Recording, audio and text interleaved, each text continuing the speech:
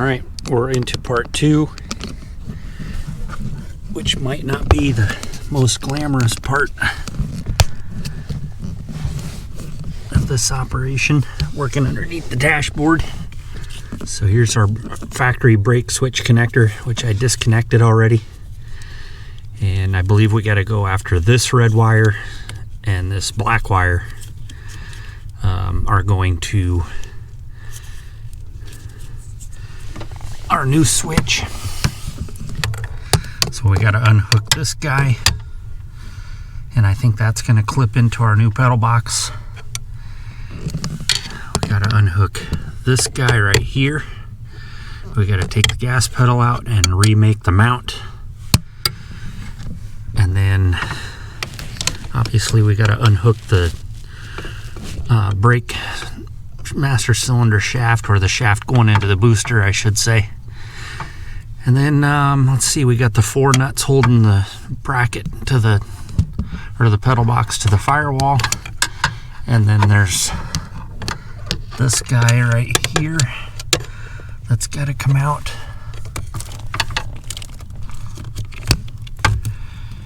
And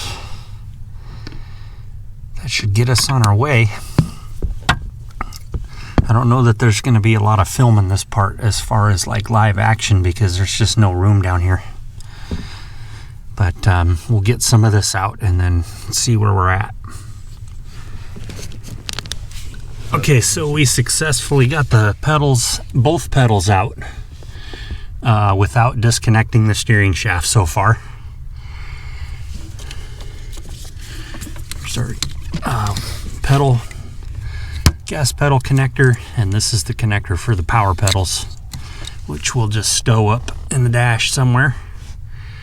And then I think one of our next things we need to do is, I believe we have to pick some of this insulation off the firewall, so hopefully that's not a disaster. Here's the unit. That's the power pedal assembly. We're able to get that out in one piece without cutting anything, so that still has some value. I think we are ready to clean this firewall up, like I said, and then make an attempt at putting the new pedal box in. So let's move on.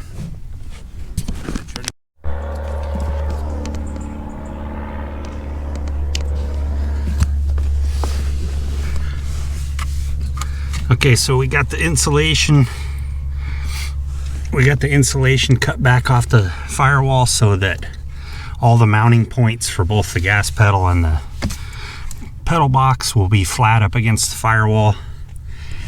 We shortened that upper inboard stud for the gas pedal assembly to make clearance for the clutch cable quadrant to be able to pivot. We may have to shorten it a little bit more, but we'll find out here in a minute. But we are ready to cram the new pedals up inside of here. Kind of hard to see the Sharpie marker, but we've got our rough drawings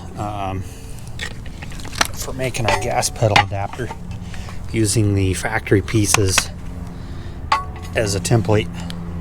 So I'm going to get this stuff cut out and drilled up on the drill press. This is 3/16 plate, and we'll be on our way to making the gas pedal adapter. We got the pedals in the car. Isaac's torquing the hardware up on that right now, and then we'll take a look at that. So Isaac's out there on day 2 putting the pedal box back in the car. We had to knock it back loose because I forgot to put the plastic spacer in between the pedal box and the firewall.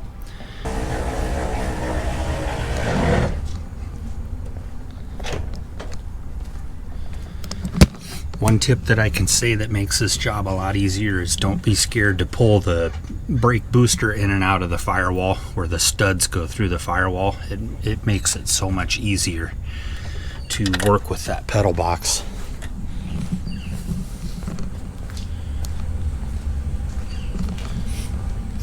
got all the pieces cut for the gas pedal adapter.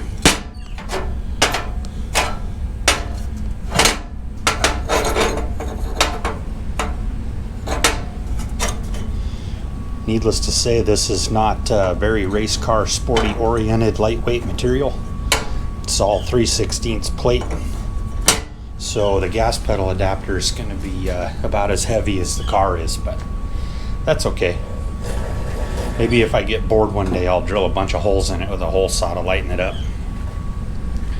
So once Isaac gets that pedal box torqued up, we're going to get this dimensionally set up, and we'll go over a few other things underneath the dashboard that we ran into. Little under the dash update. We're getting ready to put the gas pedal adapter in. Temporarily got the clutch pedal zip tied to the firewall. And let's see, we gotta put this guy back in place. So we got our push-pull shaft hooked back up, and the safety pin is in. Our spacer washers are in it. And then our brake pedal, or brake light switch, is properly wired. I misinterpreted which wires to take off of the factory switch, and we were blowing the fuse twice in a row until I got my head pulled out of my ass and figured out the proper 2 wires so that we weren't just sending power to ground. Since we're running this car as an automatic for another few weeks, we had to do some trickery with the old brake light switch, where I've got the plunger held down with this nut and zip tie. That's the only way you can get the car to shift out of park, which we still need it to do. That was a little bit of a panic mode when we were trying to move the car and couldn't move it because we couldn't get it out of park. So I'm going to tidy up these wires, get the gas pedal put back in, and the car should be drivable once again after we go to the store and get some more fuses. So our projects for today are to get the firewall brace done and the firewall clutch cable adjuster put in, and then we're also going to work on brake and clutch pedal ergonomics, because the way it currently is for our heights, it kind of sucks to drive a little bit. It's not impossible, but your knees are up in the dashboard, so we're going to fix that. We got to get the wiper cowl out, and on these cars it kind of sucks a little bit unless you've done it a whole bunch of times, which we haven't. So learning as we go, trying not to break things. And yeah, that's where we're at the moment. Gotta get all this space opened up right in here so we can get to the firewall. Then it'll be hole saw time.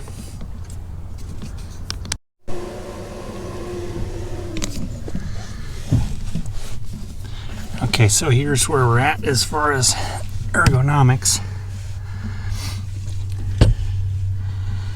The layout's kind of goofy the way it is right now. I think we're going to bring the brake pedal itself, we're going to extend it down almost an inch, because right now when you drive the car it feels like you're braking with your toes instead of the ball of your foot. I don't like that. We don't have the biggest feet, like size 9, size 10. And then the clutch pedal, I think we are going to extend about an inch, and so the brake pedal needs to come down an inch and come to the driver an inch. The clutch pedal needs to come down an inch and to the driver an inch, actually.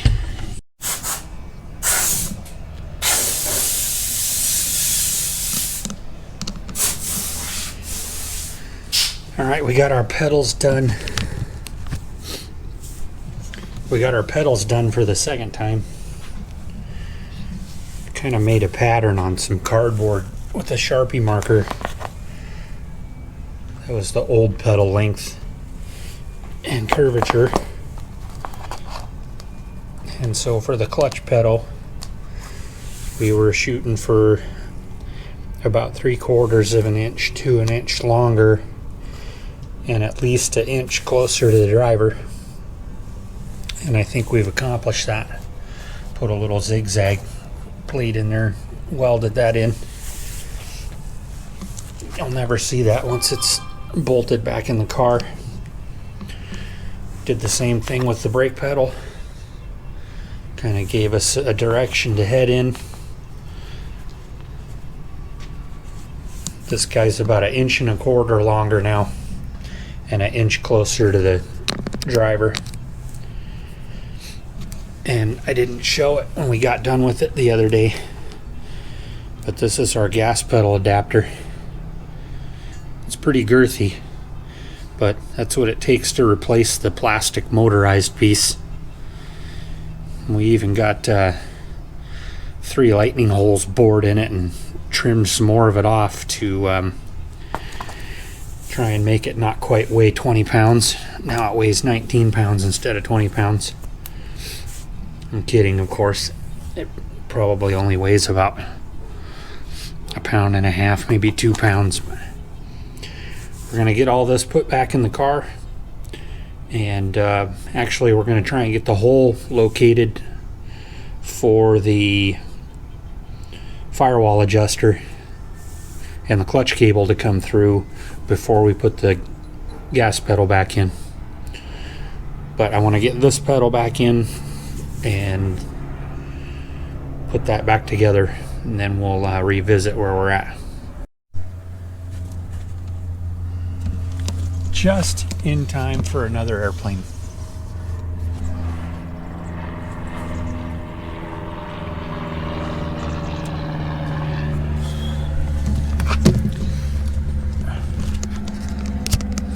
The light's getting kind of crappy.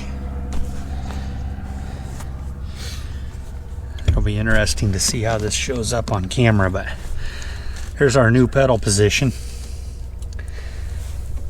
So that should be about right. We want this guy to be way closer to us so that it compensates as we push through. So we are going to put our gas pedal back in.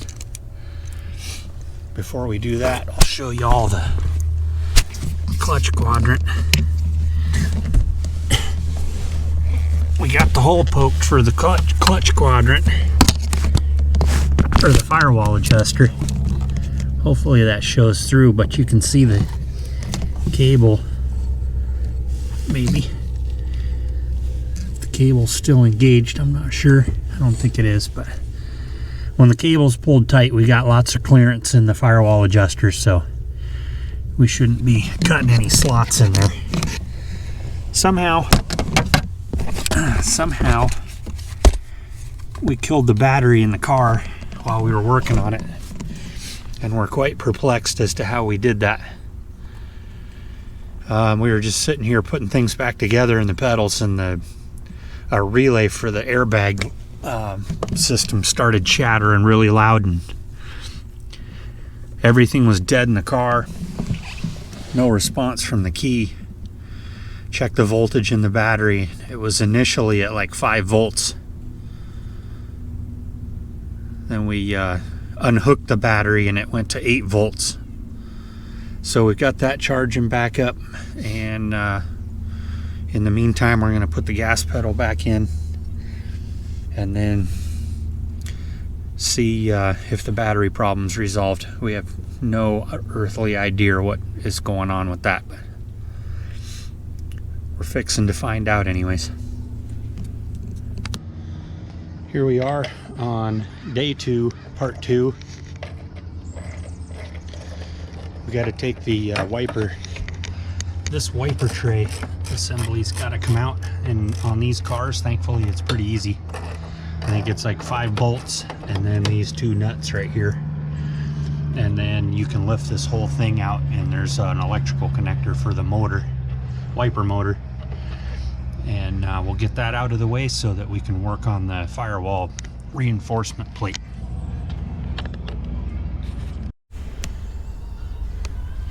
Okay, gotta talk fast and loud over the radio. So this is our preliminary hole that we bored in the firewall with a 1 3/8 hole saw. And we've got this cowl brace is removed out of there. So we've got to make a 2-inch doubler out of 3/16 plate is what we're going to use. That is essentially going to bolt onto this tab right here and the existing stud for the wiper cowl. Should be pretty easy. We're already moving along quicker than expected. Hopefully it'll go smoothly, knock on wood.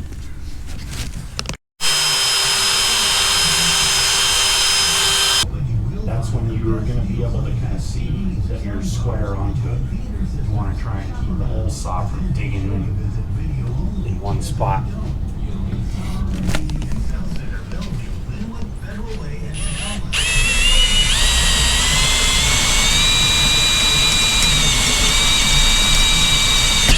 Like that. So you're not going to have to push as hard as you did with the drill bit. Back up a little bit, let it get going. Okay, get it spinning.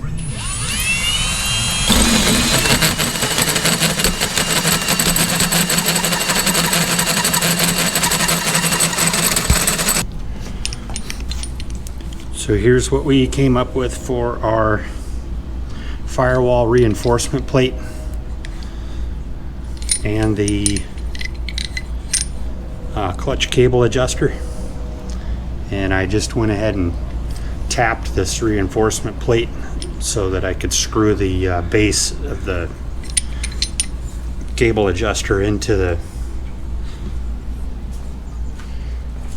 the brace. Now we just need to get it painted.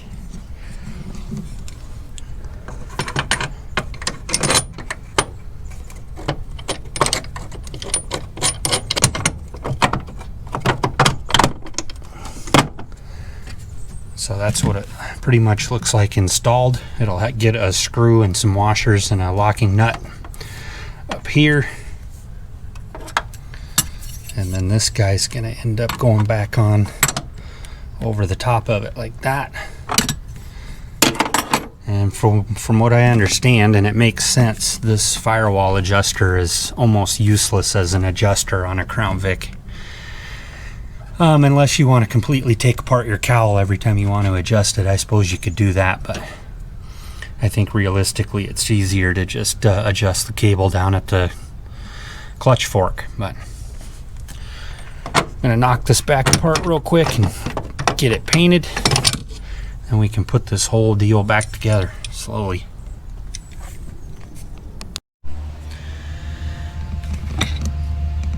We're done with the clutch cable firewall adjuster and the firewall brace. I think it turned out amazingly well.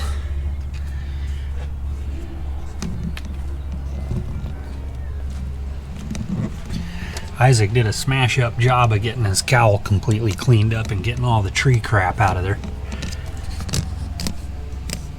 It's kind of hard to tell, but not only do you need the firewall brace to support the firewall because the sheet metal is not strong enough to run a clutch cable by itself, the firewall brace also gives it just a flat surface to plug into. So that turned out really good. For those of you that may have tuned in a couple months back about the water leak, we're still not 100% sure where that water's getting in at. I did go ahead and pop this screen off and clean up the gasket, and there was in fact a big old missing piece of gasket in there. And I replaced the bad pieces of gasket, cleaned up the other pieces of gasket, and then I put in some fancy dancy aircraft silicone on there that is not the silicone that you get down at the auto parts store. Hopefully that'll improve that situation maybe. But man, I think we're just about done with part 2, day 2, part 2. Gonna put the cowl all back together, and next weekend is going to be 100% underneath the car, getting the transmission removed and the new transmission put in, and it should be driving by early next week. If y'all have any questions on part 2 of this video and any of the steps that we may have done, by all means put them down in the comments below, and always try and get to every single comment.